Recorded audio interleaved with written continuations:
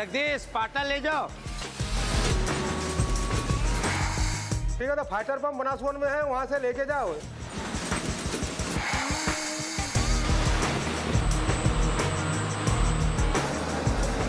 हम 24 घंटों में 50 मेट्रिक टन घी का प्रोडक्शन करते हैं पर डे।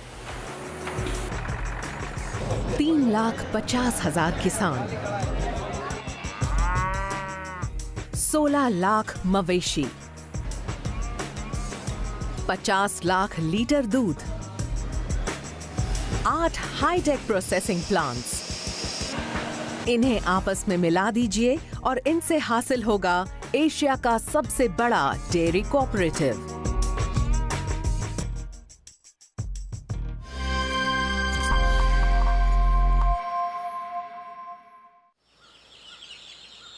सुबह के 5 बजे हैं और यहाँ सिर्फ पक्षी ही नहीं चहचहा रहे हैं। पश्चिम भारत में मौजूद गुजरात के बनासकांठा जिले के विलेजेस में भी चहल पहल शुरू हो गई है। यहाँ की महिलाएं अपने मवेशियों को चराने ले जा रही हैं। अपनी 35 गायों का दूध दुहने में अमी बेन और उनकी बहन को कम से कम 3 घंटे लगेंगे। तभी वो करीब 250 लीटर्स फ्रेश वार्म मिल्क इकट्ठा कर पाएंगी। इस दूध को कैन्स में भरा जाएगा और फिर इसे लोकल कलेक्शन सेंटर ले जाया जाएगा।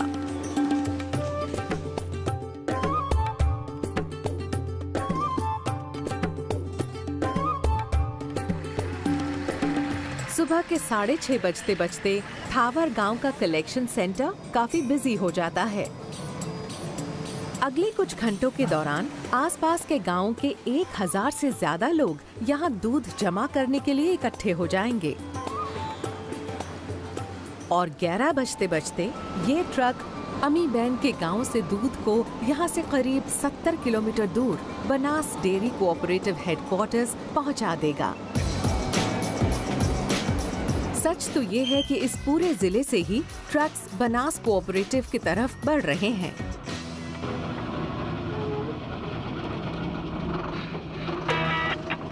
दूध का कारोबार एक बड़ा कारोबार है, बशर्ते इसे बनास के ढंग से किया जाए। बनास डेयरी कोऑपरेटिव रोजाना 50 लाख लीटर दूध इकट्ठा करता है और इसका सालाना टर्नओवर 75 अरब 52 करोड़ रुपए से ज्यादा का है, यानी हर साल $1.15 बिलियन से भी ज्यादा। ये कोई मामूली कोऑपरेटिव नहीं है, ये तो एक मेगा डेयरी है। ये है एक अल्टीमेट मिल्क फैक्ट्री। हम एशिया की सबसे बड़ी कोऑपरेटिव डेयरी हैं और 25% टर्नओवर बनास डेयरी के प्रोडक्ट्स और दूध से आता है GCMMF का। इस साल जहां हमारा दूध रोजाना करीब 50 लाख लीटर रहा है, वहीं आने वाले 5 साल में हमारा लक्ष्य है कि हम 50 लाख लीटर से 75 लाख लीटर पर पहुंच जाएं।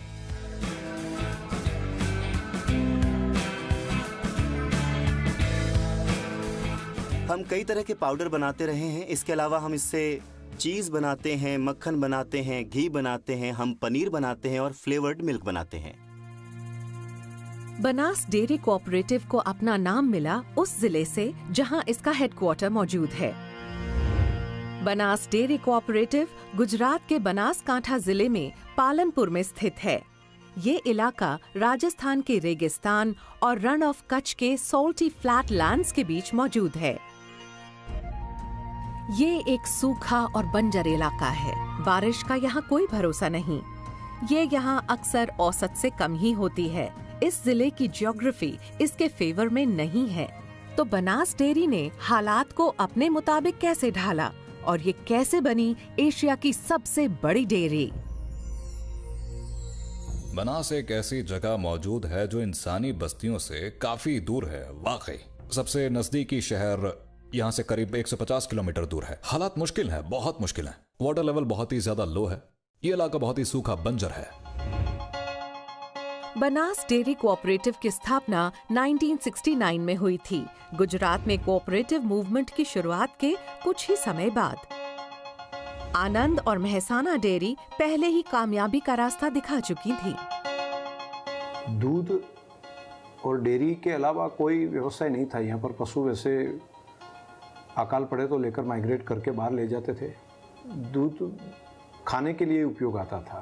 दूध कोई बेचे तो ऐसी मान्यता थी कि दूध और बेटा दोनों नहीं बेचा जा सकता। फाउंडर गलबा भाई नानजी भाई पटेल ने इस कोऑपरेटिव की शुरुआत सिर्फ कुछ 100 किसानों के साथ ही की थी।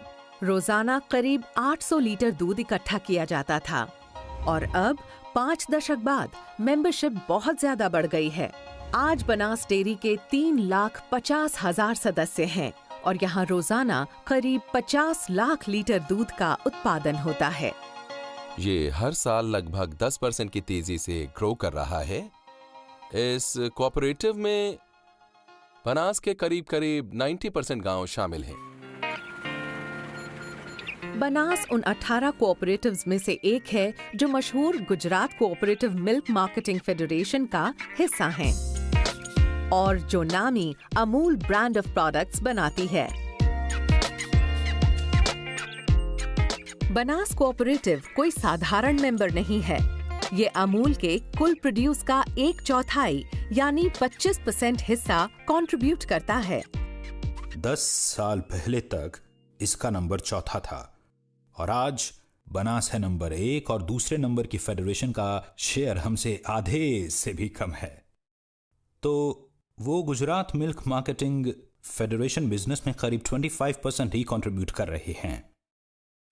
तो जहां तक अमूल का सवाल है, बनास का कंट्रीब्यूशन जबरदस्त है।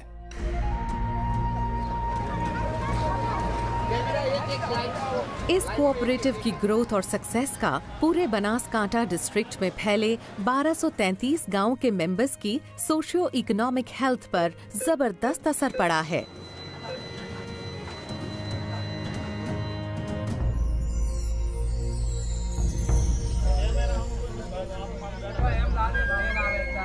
आइए आपको मिलवाएं गणेशपुरा लखानी गांव के पटेल परिवार से। 30 सदस्यों वाले इस परिवार की किस्मत बनास डेयरी कोऑपरेटिव की ग्रोथ के साथ सीधे तौर पर जुड़ी है। इनके दादा दरगाह भाई रावत भाई पटेल अर्ली 70s में इस कोऑपरेटिव के एक मेंबर बने थे। दरगाह भाई रावत भाई के बेटे लाला भाई पटेल लोकल मिल्क सेंटर के सेक्रेटरी हैं और उनके भतीजे बेला भाई यहाँ एक कंप्यूटर ऑपरेटर हैं। इनकी गायों का 250 लीटर से भी ज्यादा दूध रोजाना कोऑपरेटिव भेजा जाता है, जिससे इनके परिवार के बच्चों की शिक्षा का खर्च निकालने में मदद मिलती है। मेरे दादाजी ने डेयरी के माध्यम से ही पढ़ाई की थी और उसी तरह से मेरे पापा को भी पढ़ाया था और बाद में हम भी उसी सहाय से ही अभी तक पढ़ रहे हैं। लाला भाई पटेल की फैमिली बनास कोऑपरेटिव पर डिपेंड करती है और ये कोई अनोखी बात नहीं है। बनासकांठा में इंडस्ट्रियल ग्रोथ बहुत ही कम हुई है। ये बुनियादी तौर पर एक एग्रीकल्चरल डिस्ट्रिक्ट है। इस जिले में करीब 31 लाख लोग रहते हैं और इनमें से करीब 17,50,000 अपनी नियमित आमदनी के लिए बनास कोऑपरेटिव पर ही निर्भर करते हैं। साथ मिलकर चलने से कैसा फायदा होता है, इनका सबसे बड़ा ये सक्सेस स्टोरी है।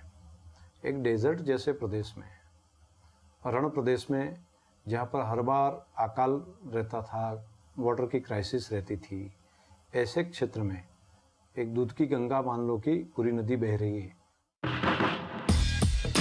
किसी कामयाब मिल्क कोऑपरेटिव को चलाना बहुत ही टेक्निकल काम होता है। दूध की शेल्फ लाइफ बहुत छोटी होती है और गर्मियों में यहाँ टेम्परेचर 44 डिग्री सेल्सियस तक पहुँच जाता है। अगर दूध को स्टोर करने में कोई गलती हो जाए तो वो खट्टा हो सकता है। लेकिन बनास डेयरी कोऑपरेटिव ने एक सिस्टम बनाया है ताकि इस विशाल जिले से इकट्ठा किया गया 50 लाख लीटर दूध प्रोसेसिंग के लिए इस डेयरी तक सुरक्षित ढंग से पहुंच सके।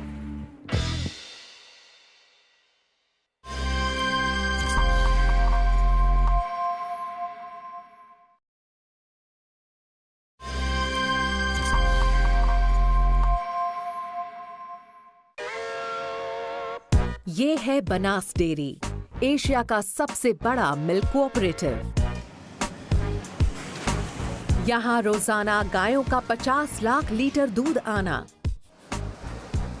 प्रोसेसिंग यूनिट में जाना, और फिर वहाँ से कंज्यूमर तक पहुँचना। ये प्रोसेस यहाँ हर रोज पूरी लगन से किया जाता है। ये जगह रोजाना इस कोऑपरेटिव को पूरे जिले के 35 लाख किसानों से भी जोड़ती है। इस काम की शुरुआत यहाँ किसान के अहाते से होती है। दिन में 2 बार अहमदपुरा विलेज के 30 साल के इरफान भाई मनकनॉय अपनी होल्स्टीन क्रॉस ब्रीड गायों को दूहते हैं। मैं पहले बहुत सारे अलग अलग बिजनेस कर रहा था।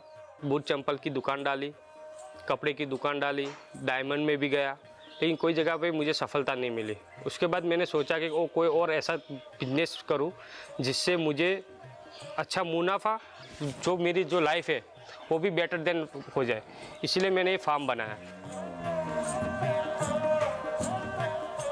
पिछले मैं 3 साल से ये फार्म चला रहा हूँ और 3 साल के अंदर मुझे इतना ज़्यादा मुनाफा हो रहा है और इतना बढ़िया कि मैं घर पे अभी पूरा मेरा घर भी चेंज हो गया है।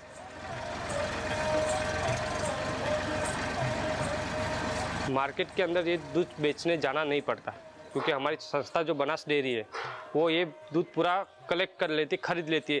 कि हमारे को सिर्फ यहाँ पे मैनेजमेंट सिर्फ करना है और यहाँ का जो जितना भी हम यहाँ से दूध निकाल सकते हैं उतना निकाले, बनास डेयरी पूरा कलेक्ट कर सकती है। इरफान की ही तरह और कई किसान गांव के कलेक्शन सेंटर की तरफ जा रहे हैं। इरफान भाई और कई और किसान बड़ी तसल्ली से यहाँ लाइन लगाए हुए हैं। इस बीच सोसाइटी एम्प्लॉइज दूध की मात्रा नापते हैं और एक और कर्मचारी इसके फैट कंटेंट को मेजर करता है। ये सिस्टम पूरी तरह ऑटोमेटेड है। हर किसान के दूध के आउटपुट को कंप्यूटर में लॉग किया जाता है।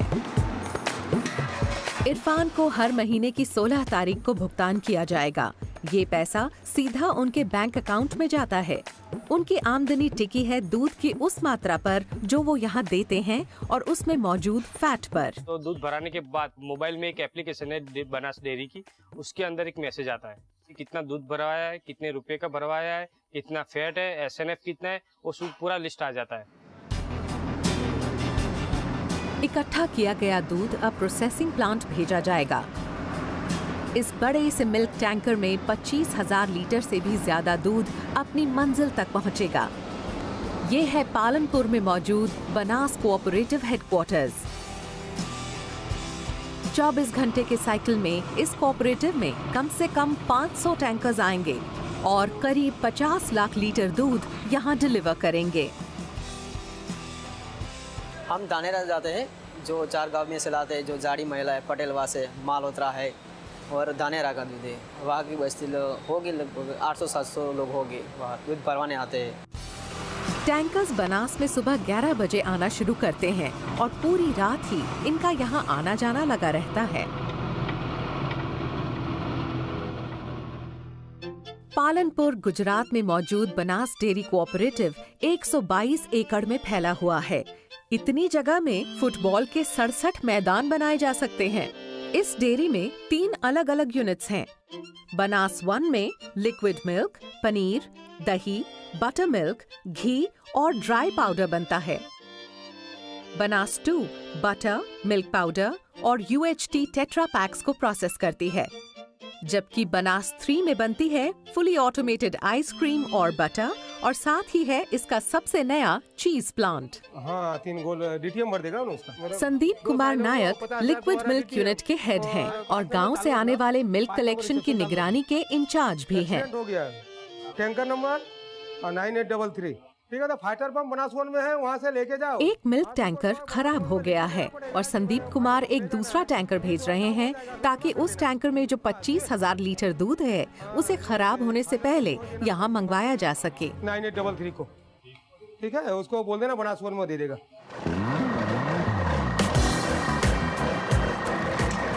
ऐसे हर टैंकर की दूध को इन विशाल साइलोस में खींच लिया जाएगा। ऐसे हर साइलो में 1.5 लाख लीटर दूध स्टोर हो सकता है और बनास में ऐसे 26 साइलोज हैं। हमारे यहाँ जो सबसे पहले जो टैंकर आती है उसका जो है क्वालिटी क्लियरेंस होता है, उसके लिए अलग डिपार्टमेंट है। क्वालिटी क्लियरेंस होने के बाद हमको एसएपी में वो हमको देते हैं। एसएपी में हम देखते हैं कि भाई हाँ क्वालिटी ओके है, उसके बाद हम उसको खाली करना चालू करते हैं। खाली करने के बाद उसका वो पास्चराइज करते हैं। पास्चराइज करने के बाद हम उसको स्टैंडर्डाइज करते हैं। कच्चे दूध को पीने लायक बनाने के लिए इसे पहले प्रोसेस करना पड़ता है, इसीलिए यहाँ आने वाले सारे दूध को सबसे पहले पैस्चराइज किया जाता है।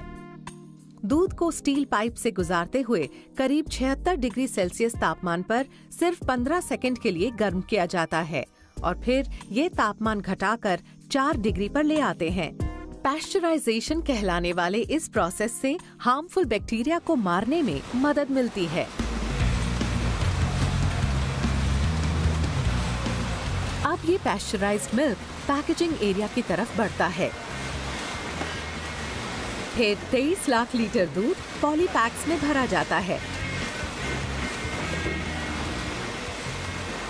ये मशीन हर मिनट 150 पाउच बनाती है, यानी हर सेकंड में 2.5 पाउच।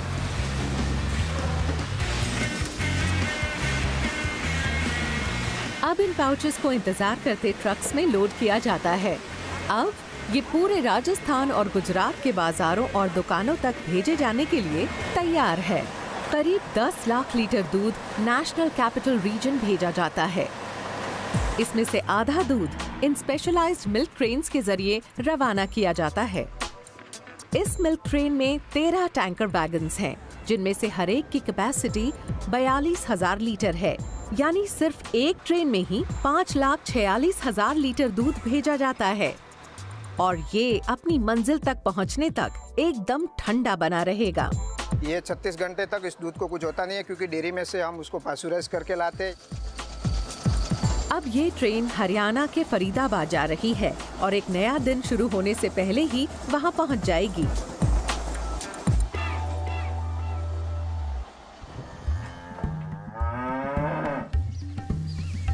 दूध बनास कोऑपरेटिव की जान है और इस कोऑपरेटिव ने इस जिले के मवेशियों की सेहत ठीक ठाक रखने पर इन्वेस्ट किया है ताकि प्रोडक्टिविटी में सुधार आ सके। इस जिले में मवेशियों की सिर्फ 3 वैरायटी हैं। ये है इंडिजिनस कांकरेज गाय, जो एक हार्डी ब्रीड है। ये है लोकल महसानी भैंस, जो रोजाना 6.2 लीटर दूध देती है। और ये है HF क्रॉस। ये इंपोर्टेड होल्स्टीन फ्रेजियन और कंकरेज गांव का मिला जुला रूप है, जो रोजाना औसतन 9.2 लीटर दूध देती है। 2009 में बनास कोऑपरेटिव ने एक बोवाइन सीमन प्रोडक्शन यूनिट कायम की ताकि मवेशियों के जेनेटिक कोड को सुधारा और बेहतर बनाया जा सके। जिले में बेहतरीन दूध देने वाली नस्लों को ढूंढने के कोऑपरेटिव के प्रोजेनी टेस्टिंग प्रोग्राम से गायों और भैंसों के बेस्ट मेल स्पेसिमेंस को पहचानने और उन्हें पालने में मदद मिली है। बनास ने एक अग्रेसिव आर्टिफिशियल इंसेमिनेशन प्रोग्राम शुरू किया है ताकि गायों की क्वालिटी सुधार कर दूध का प्रोडक्शन बढ़ाया जा सके। इस जिले में मवेशियों की आबादी 17 लाख है। इसमें से करीब 10 लाख मवेशी ब्रीडेबल हैं, पर हम इसे 100% AI कवरेज तक ले जाने की सोच रहे हैं।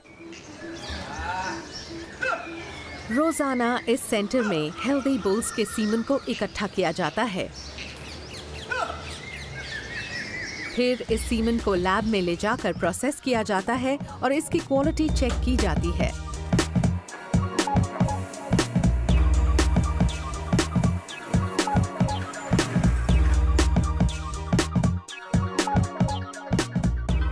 सीमन स्ट्रॉज क्रिएट और कोड की जाती हैं।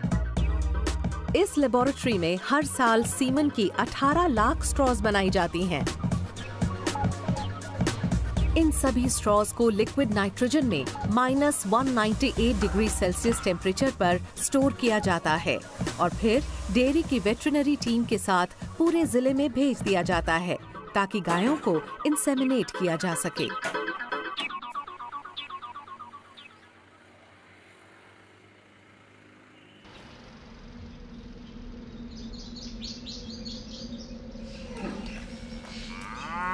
इस कोऑपरेटिव के रोल पर 165 वेटरिनरी डॉक्टर्स हैं जो अपने इन 4 पैर वाले मरीजों के लिए गांव में रेगुलर कैंप्स लगाते रहते हैं। जैसे कि 3 साल की ये Holstein cross. Doctor VR Desai को इसकी देखरेख के लिए बुलाया गया है। इस घबराई हुई गाय का ध्यान से मुआयना करने पर पता चलता है कि कोई सीरियस बात नहीं है। गाय को सिर्फ बुखार है तो इसे एक इंजेक्शन लगा दिया जाता है।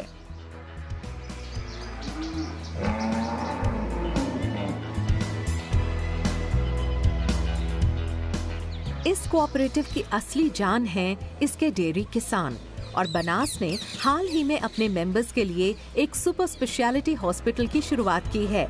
इन्हें यहाँ कोई फीस नहीं देनी पड़ती।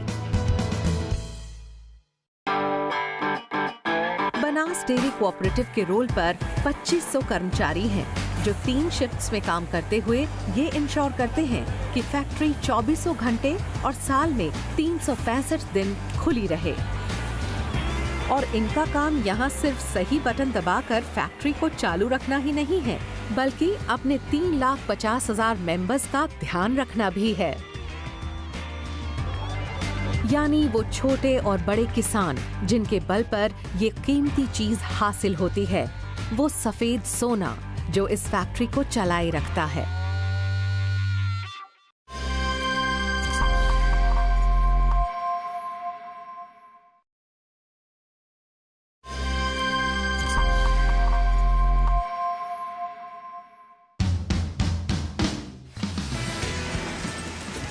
हम बनास डेयरी कोऑपरेटिव में हैं। यहाँ रोजाना करीब 50 लाख लीटर दूध आता है। इसमें से 50% को पैस्चराइज और पैक करके दूध के रूप में बेचा जाता है और बाकी से आइसक्रीम, चीज और घी जैसे प्रोडक्ट्स बनाए जाते हैं।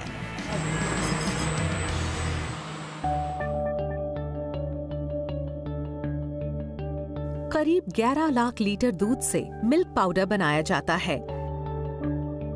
3 लाख लीटर दूध को चीज और UHT long life milk unit भेजा जाएगा। योगर्ट और बटर मिल्क के लिए 1,50,000 लीटर दूध इस्तेमाल होगा। 1 लाख लीटर से पनीर बनेगा और सबसे कम सिर्फ 30,000 लीटर से आइसक्रीम बनेगी। ये है बनास की सबसे नई यूनिट, चीज प्लांट। बनास में रोजाना करीब 3 लाख लीटर दूध चीज की अलग अलग वैरायटी बनाने के लिए इस्तेमाल होता है। हमारा 30 टन का चेडर चीज प्लांट है, 20 ton mozzarella cheese plant and 20 ton of process cheese plant per day. Chairman Shankar Chaudhary हाल ही में एक्वायर किए गए चीज प्लांट का मुआयना करने आए हैं, जो इस कोऑपरेटिव की शान है। इस चीज प्लांट के लिए मशीनरी को इटली, स्वीडन, जर्मनी और डेनमार्क से मंगवाया गया है और इस पर 3 अरब 50 करोड़ रुपए की भारी लागत आई है। तो हम लोगों ने ये एक चीज का प्लांट लगाया। लोग बोल रहे थे कि 8-10 साल लगेंगे ये मार्केट तैयार होने में और चीज़ कौन खाएगा हिंदुस्तान में। लेकिन आज ऐसा है कि हमने जो भी कैपेसिटी से स्टार्ट किया वो कैपेसिटी लगभग पूरी हो गई 2-3 साल में। चीज बनाना एक बहुत ही स्पेशलाइज्ड प्रोसेस है। दूध को पहले बड़े बॉइलिंग वैट्स में डाला जाता है, फिर वे को कर्ड से अलग करने के लिए एक कर्डलिंग एजेंट मिलाया जाता है। फिर चेडर चीज को स्ट्रेन करके उसके बड़े बड़े ब्लॉक्स काटे जाते हैं। इनमें से हर एक का वेट 20 किलो होता है। अब चेडर के इन ब्लॉक्स को वैक्यूम पैक करके इस विशाल कोल्ड स्टोरेज में रखा जाता है। इसे कहते हैं एक चीज हेवन। अब ये चेडर ब्लॉक्स यहाँ कम से कम 6 महीने रहेंगे ताकि इनकी एजिंग और मैच्योरिंग हो सके। फिर इन्हें डिस्पैच किया जाएगा। हमारा 680 मेट्रिक टन का फेडरेशन से ऑर्डर आया है जो कि हर महीने आता है। वो मीट करने के लिए हमारा चेडर का प्रोडक्शन होना कंपल्सरीली है, जो कि हमने 6 महीने पहले से प्लानिंग करके रखा हुआ है। वो प्री प्लानिंग करने के बाद आज के डेट में हम वो फुलफिल कर पाते हैं मार्केट डिमांड। इस चीज यूनिट से ही कोऑपरेटिव को हर महीने 15 करोड़ रुपए से ज्यादा का रेवेन्यू हासिल होता है।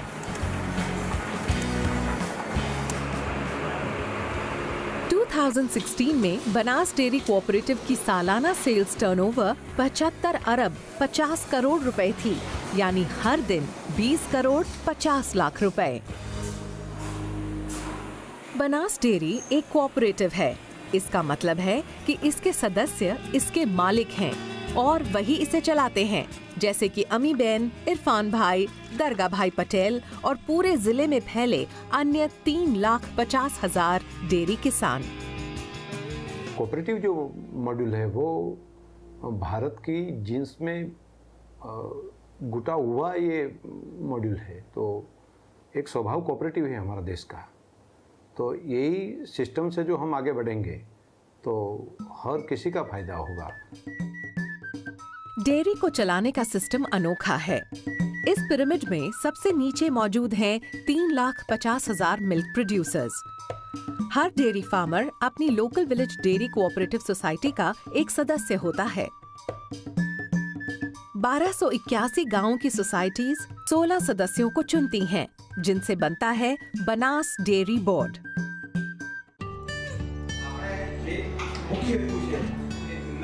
इस बोर्ड का प्रमुख होता है एक चेयरमैन, जो हर महीने मीटिंग करता है। यहाँ ये लोग कोऑपरेटिव बिजनेस का जायजा लेते हैं। इसमें एक्सपेंशन प्लान्स, नई मशीनरी खरीदने और अपने सभी सदस्यों को बोनस देने जैसे मुद्दों पर चर्चा होती है। बनास डेयरी कोऑपरेटिव का बुनियादी मकसद है अपने सदस्यों को फायदा पहुंचाना, उन्हें क्वालिटी सर्विसेज मुहैया कराना और आर्थिक फायदों को आपस में बांटना। खर्च होने वाले हर 1 रुपए में से 86 पैसे इसके सदस्यों को जाते हैं और कोऑपरेटिव अपने बिजनेस को ठीक से चलाने के लिए सिर्फ 14 पैसे ही अपने पास रखता है। ये काम क्योंकि बहुत बड़े स्केल पर होता है, रोजाना 50 लाख लीटर दूध को पैक करके अलग अलग शक्लों में बेचा जाता है, इसीलिए इन पैसों के जुड़ने से एक बहुत बड़ी रकम बन जाती है। बनास कोऑपरेटिव ने पिछले साल अपने सदस्यों को करीब 58 अरब रुपए दिए और डेयरी को चलाने और नए प्रोजेक्ट्स में इन्वेस्ट करने के लिए अपने पास सिर्फ 9 अरब रुपए ही रखे। लेकिन सारा मुनाफा कम्युनिटी को कैश में नहीं दिया जाता है। अपने सदस्यों की मदद के लिए ये कोऑपरेटिव कई तरह के सोशल इनिशिएटिव्स चलाता रहता है। ध्यान रखो कि दाण एक आपो અને એને પૂરતું આપો, પ્લાનિંગ બગડી ગયું। हमारे पास जो डेयरी एनिमल जिले के अंदर है उनका न्यूट्रिशन रिक्वायरमेंट भी हमको देखना पड़ता है, तो उनके लिए बैलेंस न्यूट्रिशन जो है वो प्रोवाइड करने की भी जिम्मेवारी हमारी है।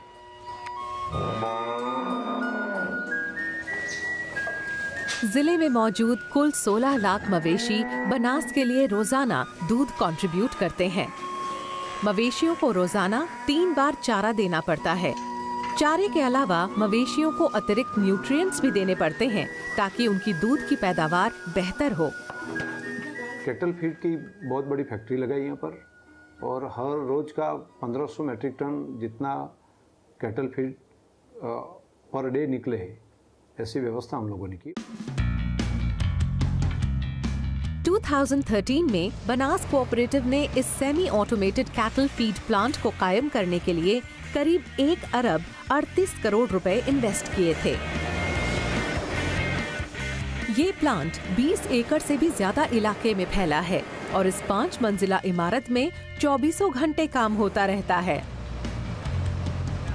यहाँ प्रोटीन, फैट और मिनरल्स को एक खास अनुपात में मिलाकर उसे मोलासेस का फ्लेवर दिया जाता है और उसके बाद इनसे ये हाईली न्यूट्रिशियस पेलेट्स बनाए जाते हैं। इस फैक्ट्री को डेनमार्क से इंपोर्ट किया गया है। ये रोजाना 70 किलो वजन वाले 14,500 बैग्स बनाती है। जानवरों के चारे की मांग बहुत ज्यादा है।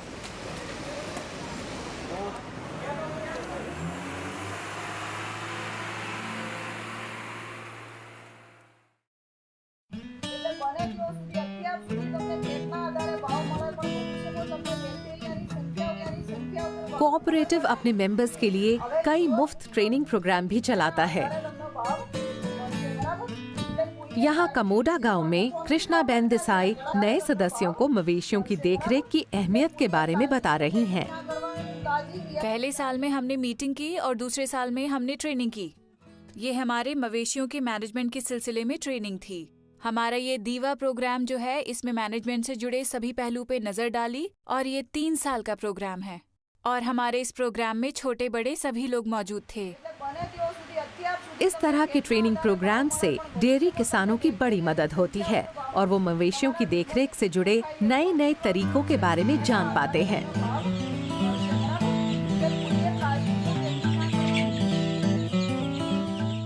कोऑपरेटिव नए से नए इक्विपमेंट खरीदने के लिए किसानों को सब्सिडीज भी देती है। ऐसी मैकेनिकल मिल्किंग मशीन्स की लागत करीब 40,000 रुपए होती है, लेकिन सब्सिडी की वजह से इनका दाम लगभग आधा हो जाता है। इन मशीनों की वजह से डेयरी किसानों को हायर्ड लेबर पर डिपेंड नहीं करना पड़ता, साथ ही मवेशियों के दोहने का वक्त भी घट जाता है।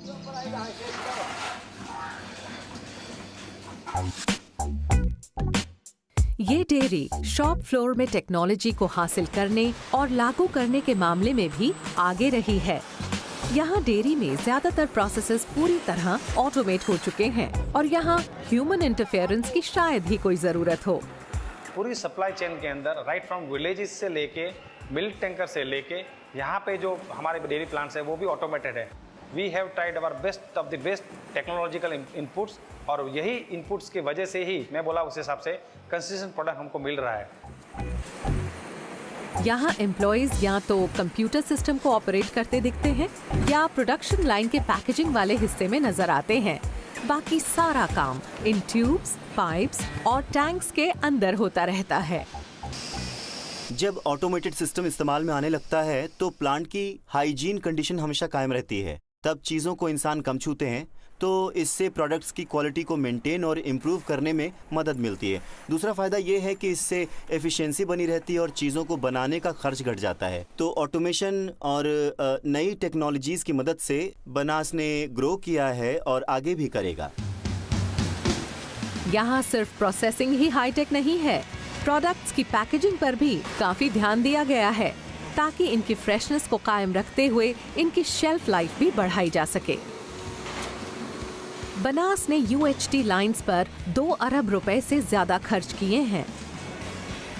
ये मशीन काम करना कभी बंद नहीं करती। ये हर घंटे अल्ट्रा हाई टेम्परेचर वाले दूध के 75,000 पैकेट्स बनाती हैं।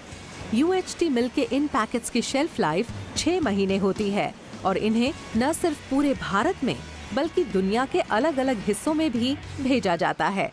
बनास डेयरी अपने प्रोडक्ट्स बनाती है वर्ल्ड स्टैंडर्ड के मुताबिक। इसके प्रोडक्ट्स एक्सपोर्ट होते हैं सिंगापुर, हांगकांग, मिडिल ईस्ट और USA तक। बाहर बेशक अंधेरा हो गया है, लेकिन डेयरी के अंदर काम जारी है। ये कन्वेयर बेल्ट्स कभी नहीं रुकती। पूरी रात चीज को काटा जाता है, मक्खन के टुकड़ों को रैप किया जाता है, दूध का पाउडर बनकर पैक होता है और आइसक्रीम्स बनती रहती हैं ताकि ऐसा क्वालिटी हाइजीनिक प्रोडक्ट तैयार हो जिस पर बनास कोऑपरेटिव को गर्व हो।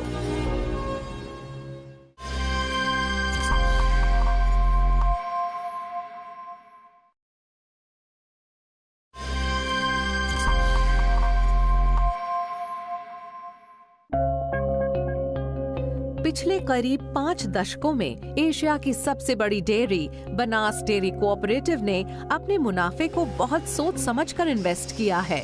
उसने इससे नई टेक्नोलॉजी वाली मशीनें खरीदी, न्यू वैल्यू एडेड प्रोडक्ट्स बनाए और अपने मवेशियों की सेहत को इंश्योर किया। इसीलिए इन्हें काफी नाम और इनाम मिले हैं। बनास डेयरी कोऑपरेटिव को 2017 नेशनल डेयरी डेवलपमेंट अवार्ड्स में लार्ज कोऑपरेटिव कैटेगरी में बेस्ट घोषित किया गया। बनास को टॉप मोस्ट कैटेगरी में पहला प्राइज मिला और इसे कई पैरामीटर्स के आधार पर सिलेक्ट किया गया। अहम खूबियां थीं इसका governance structure, quality parameters, adherence to the quality standards, बहुत मजबूत रिश्ता मिल्क प्रोड्यूसर्स के साथ, गांव की कवरेज और प्रोड्यूसर्स के बैंक खातों में सीधे ही दूध का भुगतान होना। लेकिन ये कोऑपरेटिव सिर्फ इससे ही संतुष्ट नहीं होगी। अब ये अपने जिले से निकलकर दूसरे राज्यों तक भी अपने पंख फैलाने की तैयारी में है। बनास कोऑपरेटिव ने उत्तर प्रदेश और हरियाणा में अपने प्रोसेसिंग प्लांट्स खोल लिए हैं। कोऑपरेटिव ने कानपुर और लखनऊ में भी अपने प्रोक्योरिंग और प्रोसेसिंग प्लांट्स कायम किए हैं और अब इसकी योजना वाराणसी में भी है। हफ्ते में करीब 4 बार की मिल्क ट्रेन बनासकांठा से चलकर फरीदाबाद रेलवे स्टेशन पहुंचती है, जहां इस दूध को इंतजार करते ट्रक्स में पंप किया जाता है। इस पूरी ट्रेन को खाली करने के लिए 28 ट्रक की जरूरत पड़ती है। इसके बाद दूध को फरीदाबाद प्रोसेसिंग यूनिट में भेजा जाता है। हरियाणा के फरीदाबाद का प्लांट प्रोडक्शन कैपेसिटी के हिसाब से गुजरात के बाहर सबसे बड़ा प्लांट है। इस फैक्ट्री को बेहद आधुनिक टेक्नोलॉजी से बनाया गया है और ये कस्टमर बेस के काफी नजदीक भी है, इसीलिए हमने इसे यहाँ बनाया है। वरना हम UHT मिल्क और पाउडर जैसे प्रोडक्ट्स को तो वहाँ भी बना सकते थे, लेकिन कस्टमर को फ्रेश प्रोडक्ट्स चाहिए, इसलिए हमने दिल्ली और NCR के कस्टमर्स को क्वालिटी प्रोडक्ट देने के लिए इतना सारा पैसा इन्वेस्ट किया है। फरीदाबाद प्लांट में लेटेस्ट डेयरी टेक्नोलॉजी का इस्तेमाल हुआ है और ये 10 एकड़ इलाके में फैला हुआ है। यहाँ भी बनास की तरह ही काम होता है और यहाँ मकसद है नेशनल कैपिटल रीजन जैसे बड़े बाजार का फायदा उठाना।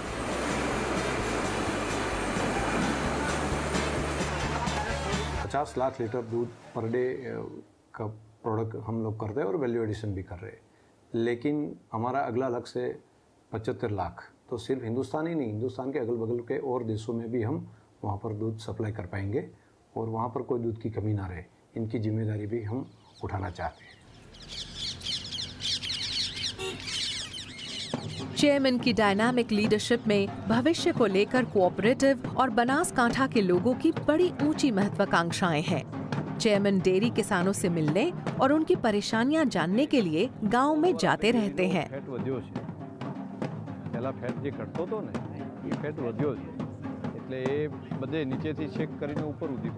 शंकर चौधरी कोऑपरेटिव के विकास में अब एक नया अध्याय शुरू करने वाले हैं।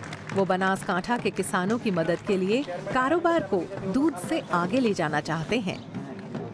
सिर्फ दूध तक सीमित न रहते हुए हम लोगों ने मस्टर्ड और जो ग्राउंडनट है, मूंगफली और राई, दोनों में भी हम लोग वैल्यू एडिशन एक 500 मीट्रिक टन का प्लांट हम लोग ने अभी स्टार्ट कर दिया है। वो जैसे ही तैयार होता है, हम लोगों ने एक अनार में से जूस बनाकर पैकिंग करने का काम भी हाथ पर लिया है। और दूसरा, यहाँ पर पोटैटो काफ़ी मात्रा में होता है, तो पोटैटो में से वैल्यू एडिशन करके काफ़ी सारी चीज़ देश और दुनिया के मार्केट में हम रखे, जिनके कारण किसान को पूर्ति प्राइस मिले। राणा भाई लाला भाई पटेल डेयरी के शहद प्रोग्राम से जुड़ने वाले शुरुआती सदस्य हैं। अपने पहले सीजन में राणा भाई के पास सिर्फ 15 बॉक्सेस थे और उन्होंने सिर्फ 260 लीटर शहद की ही पैदावार की थी। लेकिन इस सीजन में उनके पास 50 बी बॉक्सेस हैं और इन्हें 5000 लीटर शहद का उत्पादन होने की उम्मीद है, जिसके जरिए ये शायद अगले कुछ महीनों में 7 लाख रुपए तक कमाई कर पाएंगे। जो सीजन आती है फूलों की, तभी एक बॉक्स में से 10 दिन के भीतर 6 से 7 केजी हनी देता है। तो 150 रुपये में बनास डेयरी खरीदती है, तो 700-800 रुपया 10 दिन में एक बॉक्स का मिलता है हमको। बनास ने अमूल बोर्ड से ये अनुरोध किया है कि उसका मार्केटिंग डिवीजन बनास के शहद, तेल और पोटैटो चिप्स को भी बेचे। हमें हाल ही में बनास के चेयरमैन की रिक्वेस्ट मिली कि बनासकांठा के किसान आलू जैसी अपनी दूसरी कृषि फसलों के लिए मिल रहे दामों से खुश नहीं हैं। नॉर्थ गुजरात में काफ़ी आलू पैदा होता है। उनका कहना था कि वो इस आलू में वैल्यू ऐड करना चाहते हैं। वो आलू प्रोसेस करके उससे finger chips, hash potatoes, patties बनाकर अमूल ब्रांड के तहत बेचना चाहते हैं। बनास कोऑपरेटिव की कामयाबी गजब की रही है। बहुत अच्छे ढंग से चलाई गई इस डेयरी का इस जिले के सोशियो इकोनॉमिक इंडिकेटर्स पर शानदार असर पड़ा है। बनास गांव को मजबूत बनाने के गांधी मॉडल की एक सच्ची मिसाल है।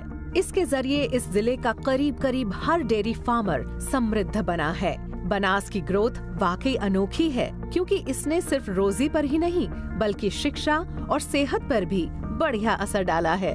हमारे सामने जो सबसे बड़ी चुनौती है वो है किसानों की अगली पीढ़ी। हम चाहेंगे कि युवा पढ़ने के बाद भी गांव में रहें और दूध का उत्पादन करते रहें, और ऐसा सिर्फ तभी होगा जब मिल्क या डेयरी बिजनेस बहुत कंटेम्पररी और मॉडर्न होगा। तो इसके लिए बनासकांठा ने पहल करनी शुरू कर दी है। वहाँ कमर्शियल डेयरी फार्म्स प्रमोट किए जा रहे हैं। तो अगली बार जब आप ब्रेकफास्ट करने लगे, दूध का एक गिलास पिएं, टोस्ट पर मक्खन लगाएं, चाय के प्याले में दूध डालें या फिर तपती गर्मी को किसी आइसक्रीम के जरिए हराने की कोशिश करें, तो याद रखें कि ये चीजें बनास से आई हो सकती हैं, जो भारत के सबसे तेजी से बढ़ते डेयरी कोऑपरेटिव्स में से एक है। इसके मालिक हैं 3,50,000 किसान और इसका हेडक्वार्टर मौजूद है सूखे और बंजर बनासकांठा में।